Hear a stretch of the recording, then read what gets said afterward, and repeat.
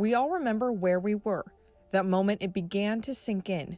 COVID-19 was no longer a joke. Now, it was a threat to our lives and livelihoods. Life seemed to switch overnight. Homes changed from a place of peace to an office space that your newfound coworkers happen to live in. As you can tell, my office has been turned into a classroom. With that shift came stress, and lots of it. He's so used to daddy is home, daddy is mine.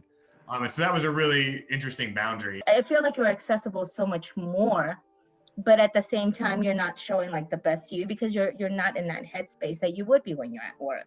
On top of that, our old coping mechanisms seemingly disappeared. When the stress gets to you, I had that 20-minute commute home to detox it out. Whereas now if I'm stressed about something, I could turn around and run right into one of my kids. But as we do, we persevered, we adapted, and we overcame. So I set a time that I would work until maybe 5 or 6 o'clock in the evening, and I would shut my computer, and that was it. No emails, no more work. I would shut the door to the office, and I would go, help with dinner and, help with homework or whatever needed to be done, or sit down and just kind of, chat or watch TV with my kids. And then also making sure that boundary was open on the weekends. As we come out of this pandemic and adjust to our new normal, what damage will we bring with us? If you ask the internet, it's COVID PTSD. The Mayo Clinic defines post-traumatic stress disorder, or PTSD, as a mental health condition that's triggered by a terrifying event. Symptoms could include flashbacks, nightmares, and severe anxiety. PTSD is about more than just a trauma. It's about whenever we struggle to integrate that trauma in meaningful ways into the story of our life, it causes chronic stress. And it's that chronic stress associated with PTSD that really causes the difficulties in people's lives. Will we have a form of COVID PTSD? For a majority of us, that answer is no. For the majority of people, again, it wasn't an event. It's this extended period of time that's a collection of events. And so we probably wouldn't clinically define it as PTSD for most people. Going into the pandemic, it felt abrupt, but it really wasn't. It was staged, kind of what we experienced now looking back on it. And I think coming out of it is going to be staged as well, which will be to our benefit, allow us time to kind of adjust and adapt and figure out, what we want our new reality to be. As we find our way back, experts say it's important to find a way to ease that pandemic stress.